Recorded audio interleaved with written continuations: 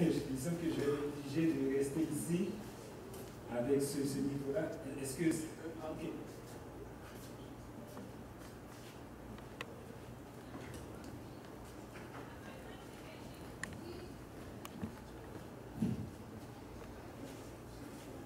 Voilà. Bonjour tout le monde. Donc, on a fait ce matin, ce matin, notre collègue Daniel est arrivé hier soir, mais nous, on a fait 2h30 de route ce matin, Michel et moi, pour être ici. Donc, on espère que vous allez être vraiment très attentifs. Ne vous endormez pas, parce que sinon, je vais aller vous surprendre. Donc, c'est ça. Donc, j'étais un petit peu sceptique par rapport à ce qui va se passer ce matin, à savoir que les gens doivent s'attendre à écouter un sermon, entendre parler de Josué, de Zacharie, d'Ézéchias. Mais malheureusement, nous, c'est pas ça qu'on fait. Donc, mais ce matin, juste avant de quitter, donc j'ai ouvert je suis moniteur aussi à l'école du sabbat, je suis membre du Centre électrique de Montréal. Donc, j'ai ouvert mon petit questionnaire de guide du moniteur et j'ai trouvé une question qui m'a un peu réconforté. La question est celle-ci. En quoi la foi en la création est-elle une expression de dépendance envers Dieu? Donc, pourquoi est-il important de croire aujourd'hui en 2018 en un Dieu créateur? Pour la plupart d'entre nous, c'est un acquis. Il y en a qui ont grandi dans l'Église, on croit à la Bible de la Genèse à l'Apocalypse. Mais ne vous méprenez pas pour nos jeunes, pour nos enfants qui fréquentent l'école secondaire, le cégep, l'université, ce n'est pas un acquis. On leur présente la théorie d'évolution comme étant un fait basé sur la science. Et s'ils croient à autre chose, on les prend pour des illuminés, pour québécois, pour des sans-dessin. Donc, le titre de la conférence, la théorie d'évolution, est-ce un fait ou juste de la fiction ou est-ce tout simplement une croyance? Qu'est-ce que la science en dit? On va considérer les principaux piliers de cette théorie-là et on va les analyser donc, à la lumière des faits scientifiques. À chaque fois que je vais parler donc, des mots évolution, théorie d'évolution, donc je parle normalement de la macroévolution. La macroévolution, c'est la théorie de la descendance commune. C'est l'idée que tout ce qui vit aujourd'hui, donc végétal ou animal, descend d'un ancêtre commun. Donc on est parti d'une cellule primaire et à partir de cette cellule-là, ça a évolué. Donc sur de très longues périodes de temps pour aboutir à toute la biodiversité végétale et animale qu'on a aujourd'hui. Donc les mots évolution et théorie d'évolution désignent la macroévolution et non la diversification des espèces, qu'on peut appeler aussi microévolution. Donc on sait qu'à l'intérieur des espèces, donc ça bouge, il y a une microévolution qui se fait à l'intérieur des espèces, ça personne ne peut nier. Et si on regarde la salle aujourd'hui, on est parti d'Adam et Ève, regardez ce qu'on a aujourd'hui. Donc on sait qu'à l'intérieur des espèces, il y a de la diversification, mais on ne dépasse pas, on ne franchit pas la frontière de l'espèce. Le professeur Richard Dawkins est considéré dans le milieu scientifique comme étant le scientifique athée le plus influent du XXe et du XXIe siècle aujourd'hui. C'est un monsieur qui a beaucoup écrit sur l'évolution, qui est présent sur toutes les tribunes, il présente des conférences un petit peu partout dans le monde. Et quasiment dans tous les débats, sur toutes les tribunes où on parle d'évolution, c'est un nom qui revient à chaque fois. Dès qu'on parle de Richard Dawkins, ça sonne, ça résonne parce que c'est sûr que c'est un nom qui fait autorité dans le milieu. Donc je vais le citer plusieurs fois donc, au cours de cette conférence-là, avec d'autres aussi, notamment Charles Darwin. Donc, dans son livre, Le plus grand spectacle du monde, le professeur Richard Dawkins dit ceci, il dit l'évolution est un fait, au-delà du doute raisonnable, au-delà du doute sérieux, au-delà du doute sain, éclairé et intelligent, au-delà du doute, l'évolution est un fait. Les faits probants qui étaient l'évolution sont au moins aussi forts que ceux qui étaient l'Holocauste, même en tenant compte de ses témoins oculaires. En fait, c'est quelqu'un qui fait des comparaisons un peu osées, juste pour mélanger les gens, pour brouiller les cadres. En comparant la théorie d'évolution à l'Holocauste, il espère que les gens vont admettre l'évolution comme un fait, au même titre qu'on admet l'Holocauste. Qui oserait aujourd'hui donc renier l'Holocauste, à moins que ce soit pour des raisons idéologiques, mais on sait que l'Holocauste a eu lieu, et on a même des témoins vivants de l'Holocauste. Et il dit plus loin dans le livre, il dit, c'est la pure vérité que nous sommes cousins des chimpanzés, cousins un peu plus lointains des petits singes, et encore plus lointains des bananes et des navets, et vous pouvez aller aussi loin que vous voulez, donc jusqu'aux poissons, jusqu'aux bactéries. Donc, petite parenthèse, c'est sûr qu'à chaque fois que vous allez faire votre épicerie, que vous voyez des navets et des bananes, donc pensez à vos cousins, c'est vos cousins que vous rencontrez à l'épicerie, donc à chaque semaine. Et voici comment il présente aussi une définition du mot fait, une définition qui est tirée du dictionnaire d'Oxford. Il dit un fait, c'est une chose qui s'est réellement produite. Notez ce que j'ai souligné en vert ici, on va revenir à chaque fois sur ces notions-là. Chose qui s'est réellement produite, connue par observation exacte ou témoignage authentique, par opposition à ce qui est simplement déduit, à une conjecture ou une fiction. C'est une donnée d'expérience distincte des conclusions qui peuvent être fondées sur elle. Donc il dit que l'évolution, c'est une chose qui s'est réellement produite, okay? Elle a été observée, et il y a des témoignages authentiques qui appuient l'évolution. Et maintenant, par quel mécanisme? Qu'est-ce qu'on enseigne aujourd'hui dans le monde, dans les livres de sciences, dans les manuels scolaires? Qu'est-ce qu'on enseigne sur la théorie de l'évolution? Quand on parle de macroévolution, on parle de quoi? C'est l'idée que la vie est apparue donc il y a environ 3,5 milliards d'années, okay, sous la forme d'une petite cellule. Et grâce au jeu du hasard, donc de la nécessité, des mutations génétiques, okay, donc, vont être triées soigneusement par la sélection naturelle pour aboutir donc, à toute la complexité du monde vivant aujourd'hui. Donc, en gros, c'est ce qui résume la théorie de la macroévolution. Donc, les 4 piliers de l'évolution sont le temps. Donc, l'évolution nécessite de très longues périodes de temps, donc des milliards d'années. Le hasard, les mutations génétiques et la sélection naturelle. Dans le cadre de cette conférence, on va réfléchir beaucoup sur les mutations génétiques et la sélection naturelle. Et on va voir, est-ce que ces mécanismes-là peuvent produire les miracles qu'on veut leur attribuer? On commence d'abord ok, ça c'est un schéma qui résume en quelque sorte l'arbre de la vie ou l'arbre de la théorie d'évolution. Donc la vie est apparue ici il y a environ 3,5 milliards d'années sous la forme d'une cellule bactérienne, une cellule prokaryote, donc une cellule sans noyau. Ensuite, une cellule avec noyau est apparue. Cette cellule-là s'est développée pour donner naissance d'abord aux organismes aquatiques, dont les poissons. Et il y a environ 400 millions d'années, la vie est sortie des océans pour venir donc peupler la terre ferme. Et ça a donné naissance aux amphibiens, donc les crapauds et d'autres animaux. Les amphibiens ont évolué ensuite pour donner des reptiles. Les reptiles se seraient divisés en 2 branches. Une branche allait donner les oiseaux et l'autre branche allait donner les mammifères. Et des mammifères allaient naître les primates et les primates vont donner finalement l'homme. Donc l'évolution est partie d'une cellule primaire et à travers des milliards d'années a soigneusement fait son œuvre pour aboutir à l'homme qui allait expliquer justement qu'elle a eu lieu. C'est ça l'idée.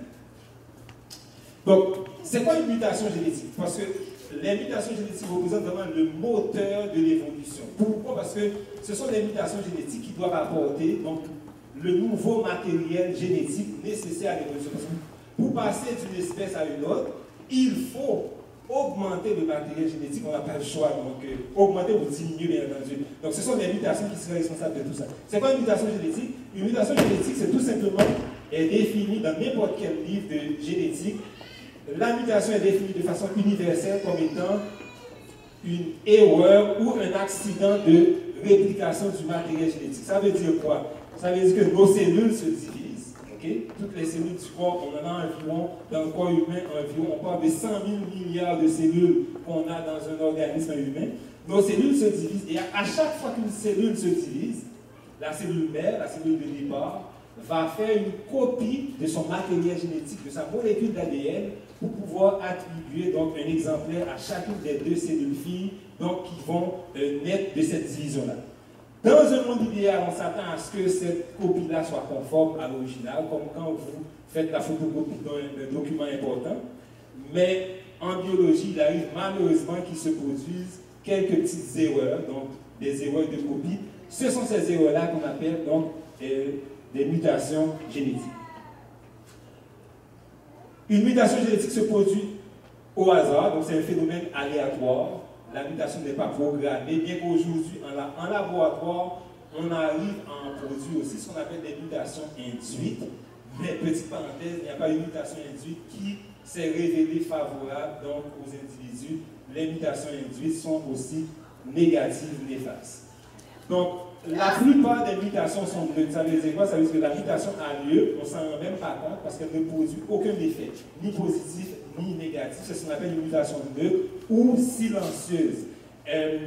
Il y a même des auteurs qui disent que la majorité des mutations seraient neutres. Tout ce que ça apporte tout simplement de la variabilité au sein du matériel génétique, au sein de la molécule d'ADN d'une espèce donnée.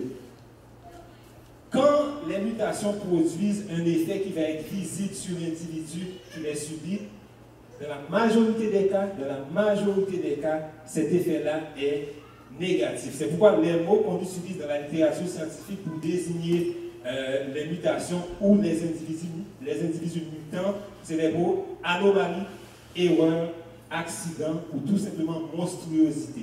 C'est ce qu'elles produisent, les mutations génétiques.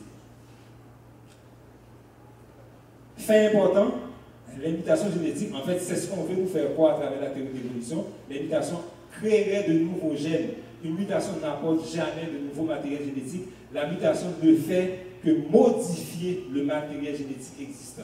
Si vous faites rénover votre maison, mais vous n'avez pas une nouvelle maison, une autre maison, vous avez votre maison rénovée. Donc ça, c'est une mutation faite, elle va tout simplement modifier le matériel génétique qui est déjà existant. Et si la mutation génétique ne modifie pas le matériel génétique existant, elle ne peut pas non plus faire passer un individu d'une espèce à une autre. Elle ne peut pas transformer, par exemple, une vache en une chèvre, ou un cheval en un âne, ou d'autres transformations. Elle ne peut pas non plus faire passer un individu d'un genre à un autre, ou d'une famille à un autre. On peut remonter jusqu'aux classes, aux ordres, et à l'enrichissement, etc. Et les mutations génétiques n'augmentent pas non plus la capacité d'adaptation de l'individu à son environnement. C'est-à-dire que, supposons que quelqu'un arrive du sud et se retrouve du jour au lendemain à Mont-Laurier, ce n'est pas par des mutations génétiques que la personne va du jour au lendemain s'adapter à l'hiver québécois. Okay? Donc, il faut prendre des moyens pour essayer de s'adapter. La mutation ne permet pas aux individus de s'adapter à leur environnement. Quelques effets très connus, parmi les plus courants, donc, c'est ce qu'on appelle des maladies génétiques ou des maladies, il y en a qui sont parfois héréditaires, donc ce sont ces effets-là qu'on retrouve au niveau des mutations. Il y a l'albinisme, un problème au niveau de la pigmentation de la peau. Vous savez que sous la peau, nous avons donc ce pigment, la mélanine, qui protège la peau, entre autres, contre les rayons ultraviolets du soleil. Il y en a beaucoup plus chez les noirs que chez les caucasiens. Donc moi, j'en ai beaucoup plus que la plupart d'entre vous. Mais cette personne-là, qu'elle soit de race noire ou de race blanche, donc cette personne-là est privée justement de la mélanine, de ce pigment-là qui le protège donc des rayons ultraviolets du soleil. C'est ce qu'on appelle l'albinisme. Il y a aussi l'anémie falciforme. L'anémie falciforme est une maladie très très grave qui affecte donc les globules rouges, donc à cause d'une mutation au niveau du gène qui produit l'hémoglobine. L'hémoglobine, c'est ce pigment qu'on retrouve dans les globules rouges qui permettent de transporter l'oxygène à nos cellules. Donc ça donne des globules rouges déformés. Donc une maladie très très douloureuse, très grave. L'anémie falciforme, c'est un autre exemple de mutation génétique. L'hémophilie, problème de coagulation du sang. Les cancers aujourd'hui, il y en a tellement.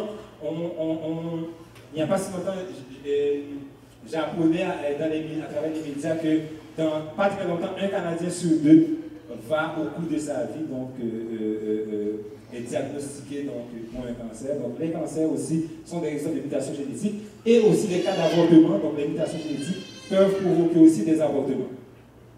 Chez les animaux, on rencontre des cas, par exemple, on a cet agneau avec 5 pattes, donc une patte en plus. Ça ne fait pas de cet agneau-là une nouvelle espèce, ça ne le rend pas non plus adapté donc, dans sa population. Vous avez un petit cerf ici avec 6 pattes, c'est toutes des monstruosités, c'est tous des individus qui sont défavorisés par rapport à leur espèce, par rapport au reste de la population. Et vous avez ici complètement à droite un petit veau avec une patte au niveau du dos. Donc ce sont ces monstruosités-là, ces anomalies-là que les mutations génétiques provoquent malheureusement. Donc, la liste est vraiment très très longue. Donc, la liste des anomalies génétiques, donc des mutations défavorables. Si vous voulez faire une petite recherche, là, dans n'importe quel moteur de recherche, Google, tapez maladie génétique ou mutation défavorable, vous allez trouver une très très longue liste. Par contre, dans la théorie de l'évolution, on nous dit que dans les mutations, il y en a eu des favorables. Effectivement, pour que l'évolution ait lieu, ça prend des mutations favorables. Ce sont des mutations qui apporteraient donc, de nouveaux matériels génétiques. Donc, il faut que les mutations soient favorables pour permettre aux individus de devenir plus adaptés à leur environnement et aussi d'évoluer pour donner d'autres espèces. Mais maintenant, ces mutations favorables, est-ce qu'elles se sont vraiment produites?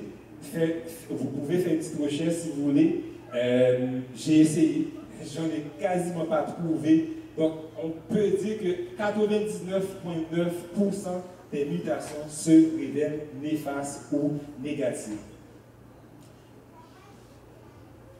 Demandez à n'importe quel évolutionniste de vous mentionner, de vous citer un seul exemple de mutation favorable qui aurait permis à une espèce de se transformer en une autre espèce. Je suis convaincu qu'il ne sera pas capable de vous le mentionner. On nous dit tout simplement qu'il y en a eu, mais on ne sait pas.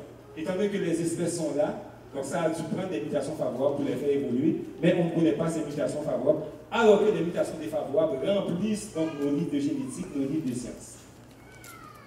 Un exemple de mutation qu'on pourrait considérer comme favorable. En passant, cette mutation, on peut dire qu'elle est favorable dépendamment du point de vue donc, dans lequel on se place. Ça, c'est un bœuf de la race blanc-bleu-beige qui a subi une mutation donc, au niveau du gène qui produit une protéine qu'on appelle la myostatine. La myostatine, c'est une protéine qui permet de réguler la croissance musculaire chez l'animal. Et quand le gène mute, donc ça produit une protéine dénaturée, donc une protéine qui ne peut pas remplir sa fonction donc, convenablement, et ça donne lieu à une croissance donc démesurée donc, des muscles. Pour l'industrie de la boucherie, donc de la viande, c'est sûr que c'est du bœuf, parce que ça donne tout simplement des bœufs qui produisent beaucoup de viande. Mais par contre, ces animaux-là ont plein d'autres problèmes physiologiques, entre autres. Donc la mise bas, donc l'accouchement est très très difficile, le veau est très gros. Le plus souvent, la plupart des femelles vont être obligées donc, de mettre bas par césarienne. Et si le bœuf était capable de parler, je ne suis pas sûr qu'il dirait que cette mutation-là lui est favorable. Imaginez, vous n'avez tout simplement qu'à imaginer la même mutation chez l'humain. Donc un humain avec cette mutation-là, je suis convaincu qu'il ne le trouverait pas drôle. Yves Coppens, donc paléontologue français, évolutionniste convaincu, a dit ceci donc, à propos des mutations favorables. Il dit « Il est quand même étonnant que les mutations avantageuses surviennent juste au moment où on en a besoin, comme si elles étaient programmées, alors que ce sont des phénomènes aléatoires. Au risque de faire hurler les biologistes, je crois qu'il faudrait s'interroger sur la façon dont les gènes pourraient enregistrer certaines transformations de l'environnement. En tout cas, le hasard fait trop bien les choses pour être crédible. Donc, il dit que la notion de mutation programmée, ça ne peut pas exister, ça va à l'encontre donc des faits scientifiques. Deuxième pilier de la théorie de l'évolution, la sélection naturelle, parce que on suppose qu'il y a eu des mutations et ces mutations ont été triées par la sélection naturelle. D'entrée de jeu, je vous dis que la sélection naturelle existe, c'est un phénomène normal, naturel, qu'on observe autour de nous. Je n'aurai pas le temps de vous mentionner des exemples parce que j'ai juste 1 heure, mais si vous voulez après, donc on peut en jaser là-dessus. C'est sûr que la sélection naturelle existe, c'est un fait réel, mais est-ce qu'elle peut produire donc, les miracles qu'on dit qu'elle a produits?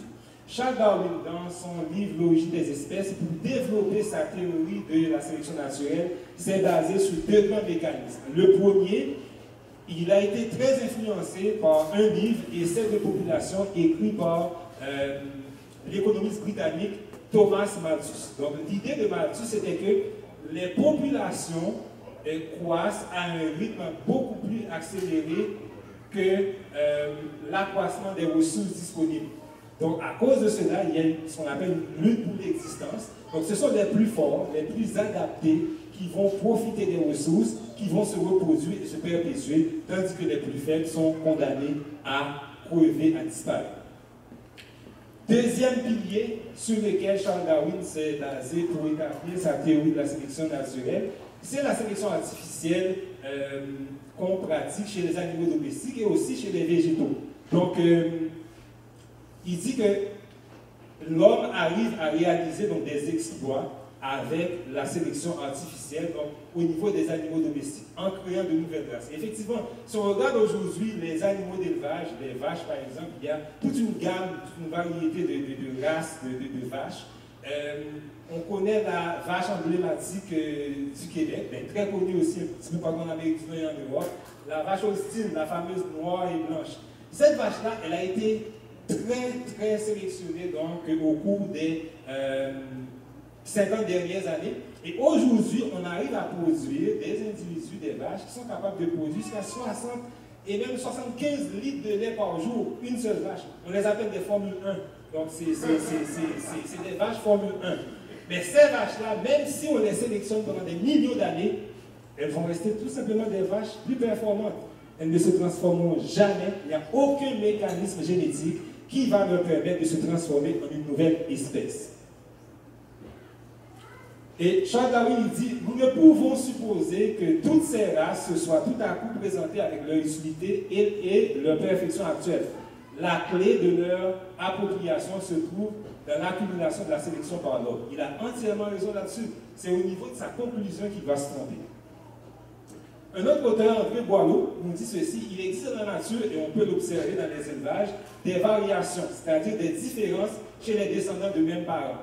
Ça, c'est sûr qu'un couple ici qui donne naissance à un enfant, c'est sûr que l'enfant va porter les mêmes gènes que ses parents, mais dans des combinaisons complètement différentes. À chaque fois qu'on fait un nouvel enfant, donc on crée un nouvel individu qui va être différent donc, des parents. La variation, il y en a partout, dans toutes les espèces, et la principale source de variation au niveau des espèces, c'est la reproduction elle-même. Donc, c'est particulièrement de l'étude de la domestication que Darwin a tiré cette idée de la variation. Les éleveurs étudient cette variation en sélectionnant expérimentalement des individus porteurs de traits qui leur semblent intéressants en vue d'un usage particulier. En les croisant entre eux, ils obtiennent ainsi des descendants aux caractéristiques recherchées et créent de nouvelles races. Darwin a parlé de nouvelles races, André Boileau aussi parle de nouvelles races. Okay? Donc, avec la sélection naturelle, en sélectionnant des variations au niveau des espèces, on arrive à créer de nouvelles races. Aujourd'hui, si je prends 4 races de poules, okay, en les croisant donc, entre elles, en très peu de temps, je vais créer une toute nouvelle race de poules. Je peux faire la même chose avec les chiens, avec les chats ou avec les vaches. Mais je ne vais jamais, je ne vais jamais créer une nouvelle espèce. Je ne peux pas partir de 4 races de chiens pour créer une nouvelle espèce. Ça ne se peut pas. Mais on nous dit à travers la théorie de l'évolution, cela se serait produit. Donc, c'est ce que j'ai expliqué tantôt. Donc, avec la sélection artificielle, on arrive à créer de nouvelles races et on arrive à augmenter les performances des individus en élevage. Donc, la sélection artificielle est dirigée par des cerveaux brillants, donc des généticiens, des éleveurs. Donc, c'est l'homme qui joue avec les gènes pour créer des individus performants.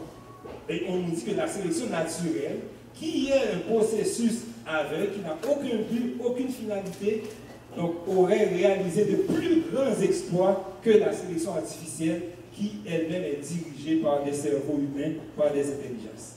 Donc, je vous laisse tirer donc, la conclusion, essayer de trouver la logique scientifique en arrière de cette idée-là. La sélection naturelle travaille sur du matériel déjà existant. C'est-à-dire, à l'intérieur d'une espèce, la sélection naturelle va faire des tris. Si un individu à un moment donné porte un trait qui lui est défavorable, tout naturellement, la sélection naturelle va l'éliminer. Donc, la sélection naturelle ne crée rien, elle n'a aucun pouvoir créateur, elle travaille seulement avec ce qui existe déjà. Donc, comment est-ce que le processus aveugle pourrait-il, grâce au hasard, partir d'une cellule primaire et sur de très longues périodes de temps, donc évaluées à des milliards d'années, donc créer toutes les espèces qu'on connaît aujourd'hui. Dans le monde animal, il y en a qui partent jusqu'à 8 millions d'espèces. Donc toutes ces 8 millions d'espèces-là auraient été créées par la sélection naturelle grâce à des erreurs, des accidents génétiques. Et dans le monde végétal, je n'en connais pas le nombre exact, mais il peut y en avoir beaucoup aussi. Donc, par quel mécanisme a-t-on pu passer d'une espèce à une autre? C'est-à-dire, par exemple, d'un porc à une vache. On nous dit que ça se serait produit dans la théorie de l'évolution. Ou d'un genre à un autre, ou d'une famille à une autre, etc. Ernst Mayr, l'un des piliers de la théorie de l'évolution ou du néo-darwinisme, nous dit ceci dans son livre La biologie de l'évolution. Il dit la sélection naturelle peut-elle expliquer la progression évolutive? Comment aboutir à un progrès constant si on considère le caractère aléatoire de la variation génétique et l'opportunisme de la sélection? Cela tracassait déjà Darwin et a continué de troubler les évolutionnistes modernes. C'est sûr que je n'aurai pas le temps de passer à travers toutes les étapes transitoires que je vous ai mentionnées au début, à savoir donc des poissons aux amphibiens, des amphibiens aux reptiles, des reptiles aux oiseaux et aux mammifères, mais je vais juste prendre quelques exemples pour essayer de questionner les mécanismes présentés, pour essayer de voir ensemble est-ce que ces mécanismes-là répondent donc, ça, à la démarche scientifique. On va considérer ici le passage de la vie des océans à la terre ferme. En 2004, une équipe de l'Université de Chicago dirigée par le professeur Neil Shorby, cette équipe-là a trouvé sur l'île d'Ellesmere, donc au Nunavut, donc ici au Canada, le fossile d'un poisson. Ils ont baptisé le fossile Tiktaalik. Tiktaalik, c'est un poisson qui aurait la tête plate avec les yeux donc haut placés. Et Neil Shorby, il conclut, il dit que étant donné que le poisson a les... En fait, ce que vous voyez à gauche, c'est le vrai fossile du poisson qu'on a trouvé. Et ce que vous voyez à droite, c'est tout simplement une reconstitution qui vient de l'imagination donc de la personne qui l'a créé. Donc il dit que ce poisson-là sortait la tête de l'eau, et pour pouvoir sortir la tête de l'eau, il avait probablement des structures qui ressemblent à des pattes. Il ne s'arrête pas là. Il dit qu'on a trouvé aussi, proche de l'endroit où on a trouvé Tiktaalik, des fossiles de grands poissons, de très grands poissons. Et il conclut qu'il y a eu une prédation féroce donc, dans ce milieu-là. Alors, Tiktaalik a fait face à la prédation, et pour pouvoir éviter la prédation, Tiktaalik avait deux choix. Ce n'est pas des histoires que je vous raconte, c'est ce que le chercheur a dit, le professeur Neil Shorby dit. Il dit que Tiktaalik avait deux choix, ou bien il grossit, ou bien il fuit. Donc il a choisi la deuxième option. Tiktaalik, un beau jour, a décidé de faire ses adieux à sa famille et a quitté les océans pour venir sur la terre ferme. Et c'est ce poisson qui allait donner naissance à tout ce qui marche sur la terre aujourd'hui, y compris les humains. Et Richard Dawkins, qui s'émerveille devant ce fossile-là, devant ce poisson-là, dans son livre Le plus grand spectacle du monde, sorti en 2009, il dit « Tiktaalik est le parfait chaînon manquant. Chaînon manquant entre la vie aquatique et la vie terrestre. Parfait parce qu'il est l'intermédiaire quasi parfait entre les poissons et les amphibiens, et parfait parce qu'il n'est plus manquant. Nous tenons le fossile, vous pouvez le voir, le toucher, essayer d'évaluer son âge et échouer. » Maintenant, on va se poser la question. Comment est-ce qu'un poisson qui vit dans la mer, va décider du jour au lendemain de fuir la prédation pour venir se réfugier sur la terre? Du jour au lendemain, comment va-t-il faire pour s'adapter à une nouvelle forme de vie? Comment va-t-il faire pour se nourrir, se reproduire, respirer? Et quand Tiktaalik a quitté la mer, j'imagine qu'il a dû faire partie d'une certaine population. Est-ce qu'un seul groupe a décidé de quitter? Est-ce que toute l'espèce a décidé de quitter? Ça, on ne l'a pas précisé. Et il y a un auteur, Robert Jastrow, qui explique, il dit que les premiers poissons qui ont quitté les océans pour venir s'aventurer sur la Terre avaient des nageoires puissantes qui leur permettaient de passer d'une flaque d'eau à une autre pour pouvoir se nourrir. Et des mutations, rappelez-vous, à chaque fois qu'on pense mutation, pensez erreur génétique, accident. Des mutations génétiques auraient transformé les nageoires de ces poissons-là en pattes. Dans un premier temps, les pattes poussaient un petit peu partout sur le corps. Et d'autres mutations génétiques sont venues pour replacer les pattes au bon endroit et ainsi donner naissance aux amphibiens, donner naissance à des individus qui sont capables de circuler librement sur la terre ferme. Et les amis, c'est sûr que j'en vois qui sourient, c'est moi aussi, ça me fait sourire, mais des fois aussi ça me fait rager parce que ces spéculations-là, on les retrouve dans des livres de sciences. Et on les enseigne à nos enfants. avec Paul. J'ai une fille qui est en secondaire 2. Le cou de la girafe qui s'est allongé en essayant d'aller manger dans les arbres se retrouve dans son livre de sciences. Et on commence très tôt avec les jeunes, avant qu'ils aient une quelconque base scientifique, de telle sorte que quand ils vont avoir plus de connaissances en sciences, tout ce qu'ils vont apprendre, ils vont tout simplement l'interpréter à la lumière de la théorie d'évolution. La baleine. Comment est-ce qu'on a pu passer, par exemple, en fait, il y a 400 millions d'années, donc un poisson a quitté les océans pour venir peupler la Terre, et environ 360 millions d'années plus tard, d'autres mammifères ont décidé de retourner à la mer. Ils ont dit, bon, ok, là, on est venu sur la Terre, on s'est bien amusé, maintenant c'est le temps de retourner au bercail. Donc, et c'est ce qui allait donner naissance aux mammifères terrestres, dont la baleine. Et plusieurs scénarios sont proposés pour expliquer l'évolution de la baleine. Il y a des évolutionnistes qui disent que c'est un petit mammifère de la taille de l'antilope qui a évolué pour donner naissance à la baleine. D'autres mentionnent un loup, d'autres mentionnent aussi un mouton. Charles Darwin a évoqué la possibilité que ce soit un ours qui nageait à la recherche de poissons et qui se serait transformé en baleine. C'est Charles Darwin qui le dit. Et aujourd'hui, Charles Darwin est déifié dans le monde scientifique comme étant quelqu'un qui nous a ouvert les yeux sur nos origines. Le professeur Richard Dawkins, je reviens à lui, je l'aime beaucoup, il dit « Les données de génétique moléculaire montrent que les plus proches cousins vivants de la baleine sont l'hippopotame. » Lui, il abandonne l'ours, l'antilope, le mouton, le loup. Il se réfère donc à l'hippopotame. Il dit « Puis le cochon, puis les ruminants. » Plus étonnant encore, les données moléculaires. Quelles données? On ne sait pas. Les données moléculaires montrent que l'hippopotame est apparenté de plus près à la baleine aux animaux à cerveau fendu, comme le cochon et les ruminants, qui lui ressemblent beaucoup plus. Mais comment est-ce que l'hippopotame, vous avez déjà vu, moi je pense que j'en ai déjà vu un au zoo de Granby, comment est-ce que l'hippopotame va pouvoir du jour au lendemain, entrer dans la mer, évoluer pour se transformer en baleine? Il y a un scientifique le professeur est Richard Sternberg, qui s'était spécialisé en biologie de l'évolution. Il a fait un calcul pour montrer l'impossibilité d'obtenir une baleine à partir d'un mammifère terrestre. Et ce qu'il a fait, il dit que le processus d'évolution de la baleine aurait duré environ 9 millions d'années. Et il dit que pour obtenir la baleine, ça prend ce qu'on appellerait des mutations, des paires de mutations coopératrices. Donc, c'est-à-dire que pour un phénomène aléatoire, c'est difficile d'avoir ça. C'est-à-dire deux mutations qui vont se produire en même temps et qui vont permettre à deux organes ou à deux appareils d'évoluer simultanément. Donc, il dit, selon ses calculs, pour obtenir une seule paire de mutations coopératrices, ça prendrait jusqu'à 100 millions d'années.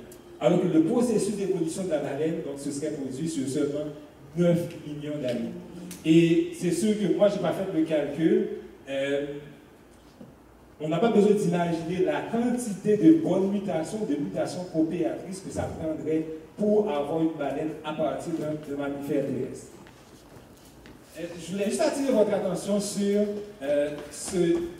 cette chaîne présentée par le professeur Richard Dawkins. Il dit, OK, donc, la baleine proviendrait donc de l'hippopotame du porc, et le porc, lui, proviendrait d'un ruminant. Très rapidement. Je pense que j'enseigne l'anatomie, entre autres matières, donc l'anatomie et la physiologie animale à des élèves de niveau collégial, donc au cégep. Si je leur explique dans un cours qu'on peut obtenir, par exemple, un porc à partir d'une vache, je pense que je perdrais mon emploi, qu'on me mettrait dehors. Mais si je dis au nom de la théorie d'évolution, donc, je risquerais donc d'obtenir le porc. Donc, voici ce qu'on nous dit. Donc, imaginez par exemple un ruminant, par exemple une vache, une chèvre, un mouton. C'est un animal du point de vue digestif qui a un estomac multiple, constitué de 4 poches. 1, 2, 3 et 4. Un porc a un seul estomac, donc un estomac composé d'une seule poche. Comment a-t-on pu passer de là à là?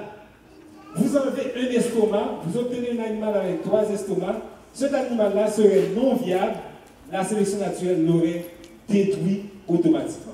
Donc, comment passer d'un animal de 4 estomacs à un animal qui a un seul estomac? Vous n'avez pas besoin d'avoir un bac en biologie pour comprendre que c'est complètement absurde.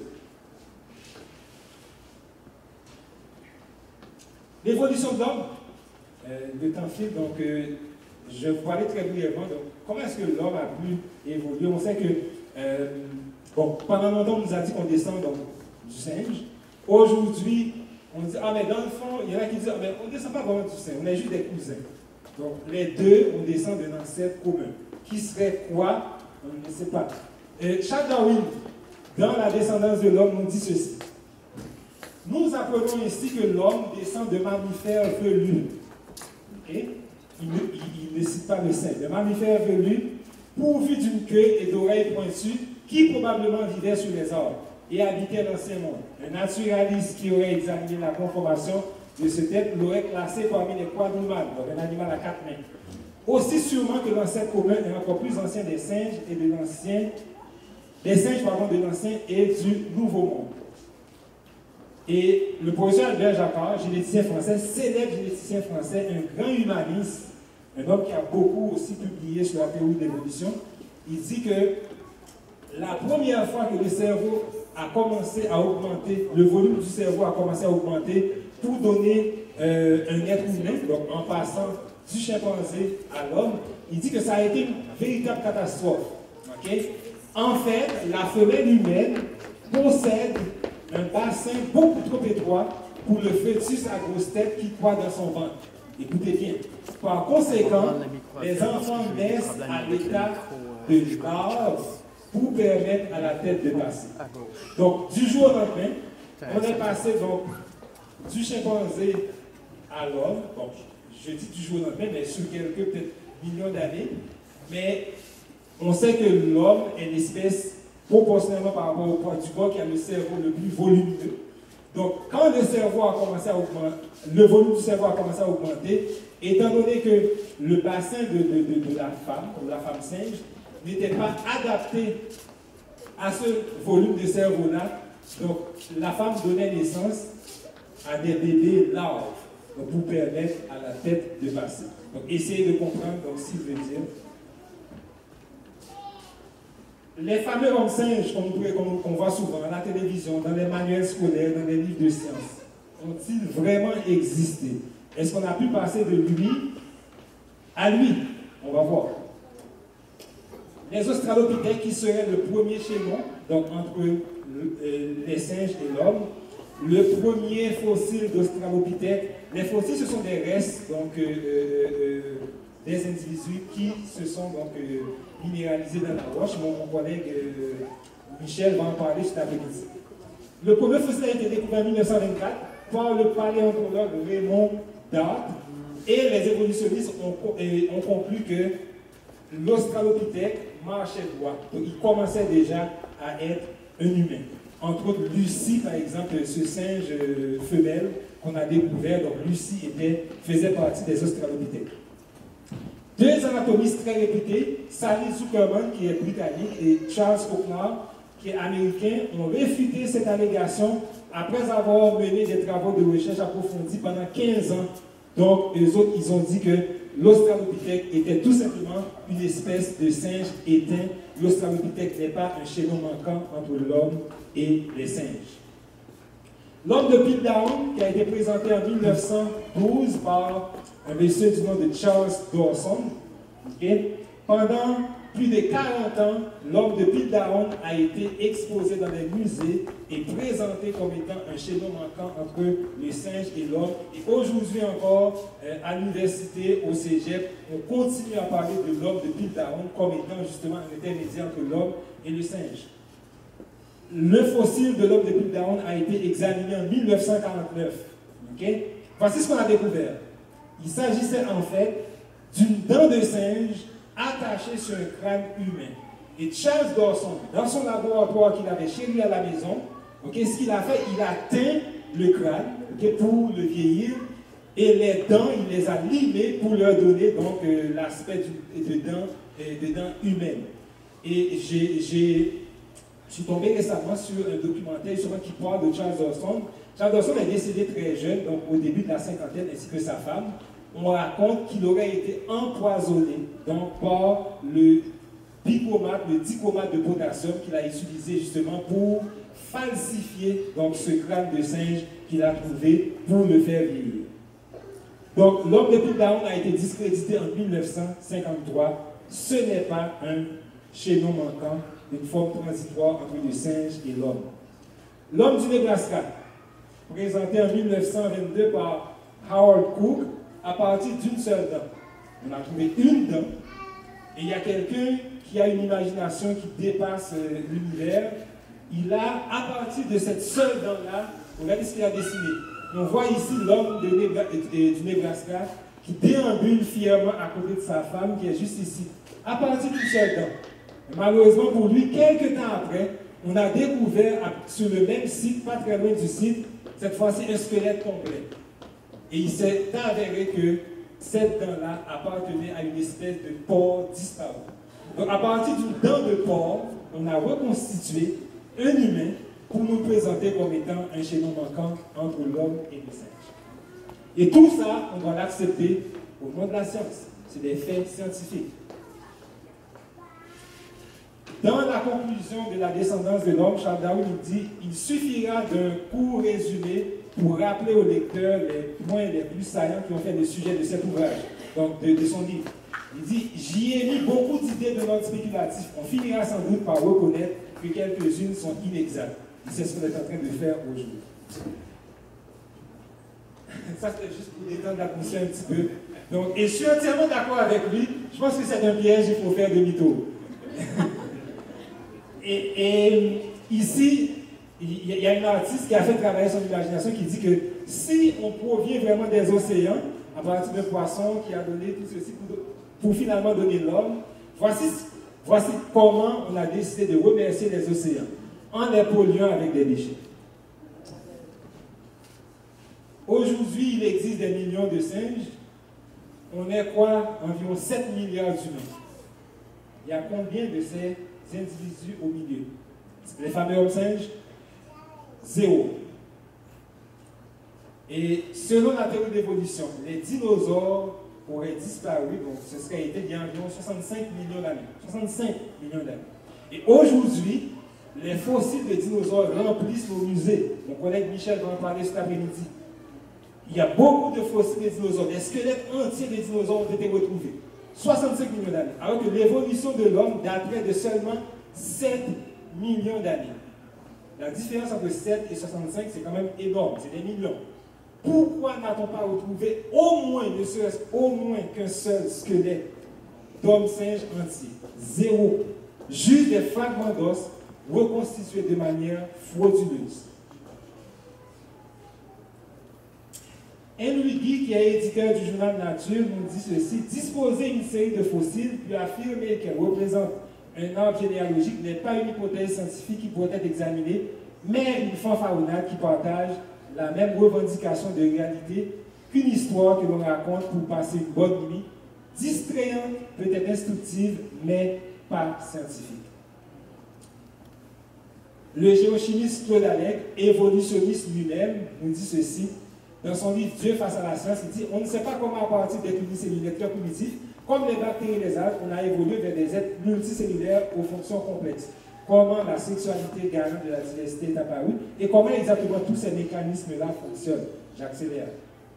Jean Rostand, biologiste français, il est décédé, mais c'est aussi l'un des piliers de la théorie d'évolution. Mais à un moment donné, il ne pouvait plus croire à certains mécanismes présentés. Il dit « Je ne peux pas arriver à penser que par une série de petites mutations fortuites, les êtres compliqués, les êtres supérieurs se soient formés. La théorie de Darwin et de Wallace est un conte de fées pour grandes personnes. » Ce n'est pas un créationniste, c'est un évolutionniste qui parle. On a demandé au professeur Richard Dawkins, Monsieur Dawkins, pouvez-vous donner un seul exemple de mutation favorable ou d'un processus qui aurait permis à une espèce donc, de se transformer en une autre espèce? Il est resté muet. J'ai une extrait de la vidéo ici, on n'a pas le temps de le faire jouer, mais il est resté muet pendant 23 secondes. Ensuite, il a demandé qu'on arrête de tourner. Et quand on a recommencé à tourner, il s'est engagé dans une sorte de labyrinthe. Il a donné plein d'explications, sauf qu'il n'a pas répondu à la vraie question qui lui a été posée. Charles Darwin a dit, si on pouvait démontrer qu'un organisme complexe ait pu exister autrement que par de nombreuses, successives et légères modifications, ma théorie serait condamnée. Et on sait aujourd'hui qu'un organisme complexe ne peut pas être formé à partir d'un ensemble de petites erreurs génétiques triées sur le volet par la sélection naturelle.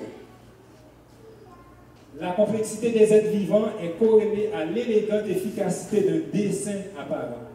Les évolutionnistes les plus influents aujourd'hui ne peuvent pas s'empêcher de voir un dessin.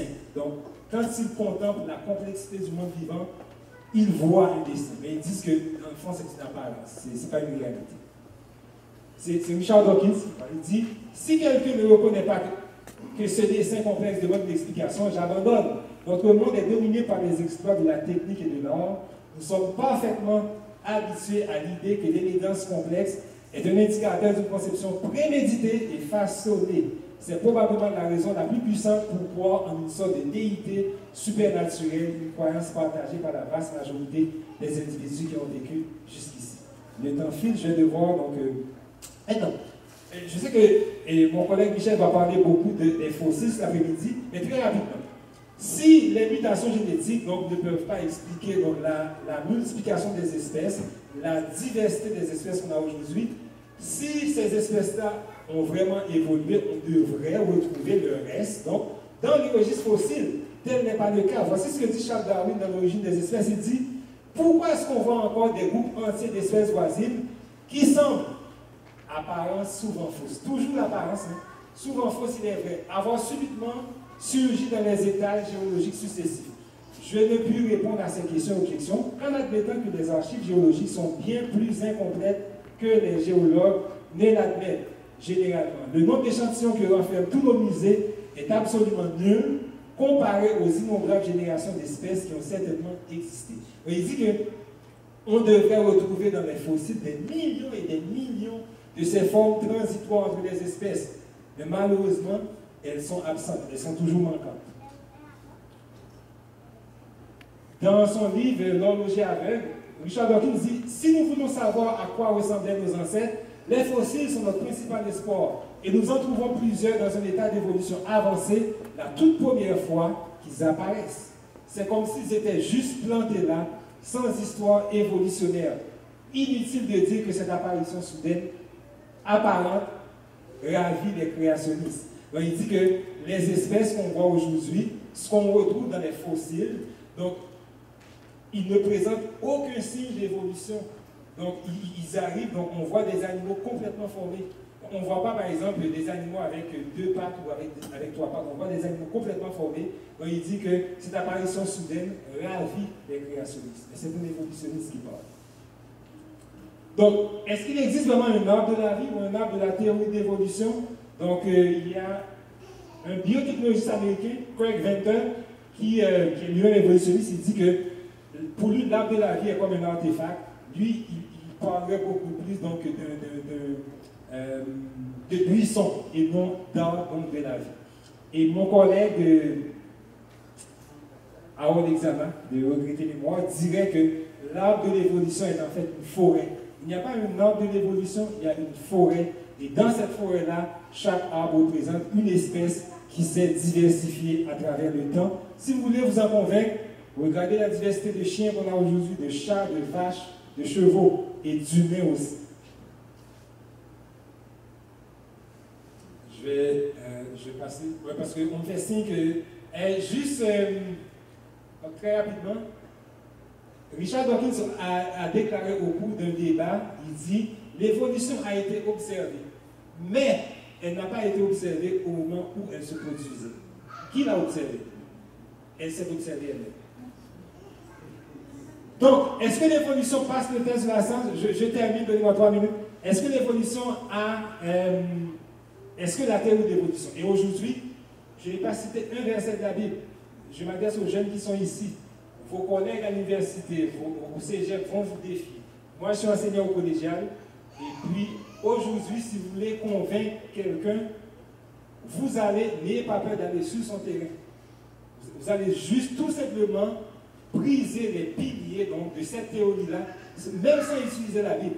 Donc, c'est une théorie qui va tout simplement s'effondrer des têtes. L'évolution n'a pas été observée, donc elle ne passe pas le test de la science. On ne peut pas non plus la reproduire en laboratoire. Donc, tout ce qu'on arrive à faire aujourd'hui en laboratoire ne fait que démontrer donc, la diversification des espèces. Les espèces se diversifient, mais ne se transforment pas en d'autres espèces. Les mécanismes proposés, à savoir des mutations triées par la sélection naturelle, ne fonctionnent pas non plus. On a vu que les mutations sont des erreurs génétiques. On ne peut pas, à partir d'un ensemble d'erreurs, arriver à produire des organes complexes comme l'œil, le cerveau, etc. Et le registre fossile ne prouve pas non plus la théorie d'évolution. Donc, je termine avec cette phrase du docteur Michael Denton dans son livre L'évolution, une théorie en crise. Il dit non seulement les fossiles ne procurent pas la multitude de formes de transition exigées par l'évolution, mais ils contribuent à accroître le nombre d'intermédiaires nécessaires à la théorie. En effet, puisque les espèces et groupes étaient révélés par la paléontologie sont presque tous totalement distincts et isolés quand ils surgissent dans les gisements, il a fallu un nombre de chaînons d'autant plus élevé pour réunir leurs différentes branches. Et il dit aussi dans le même livre que des déclarations comme étant, des déclarations par exemple du genre rien n'a de sens en biologie qu'à la lumière de l'évolution. Il dit que ces déclarations-là sont fausses. Si l'on entend par évolution un processus de changement biologique graduel régi par la sélection naturelle. Et Michael Denton n'est pas un créationniste. C'est quelqu'un qui tout simplement remet la théorie d'évolution en question. Voilà. Ça, c'est votre site internet si vous voulez avoir une petite idée. Donc, sur ce qu'on fait, vous tapez www.harmoniesciencesetfoi.com en un seul mot. Donc, merci beaucoup de votre attention. Je ne sais pas si on a le temps pour quelques questions, mais merci beaucoup.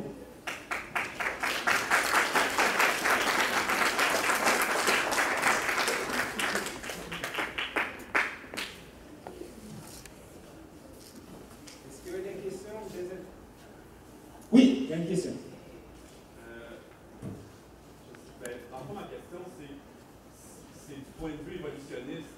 De quelle façon ils expliquent leur explication pour répondre au fait qu'au départ, les cellules s'utilisaient d'elles-mêmes? Pourquoi est-ce qu'à un moment donné, s'il y a eu un mâle femelle pour arriver à se multiplier, pourquoi l'espèce ne peut pas se multiplier lui-même?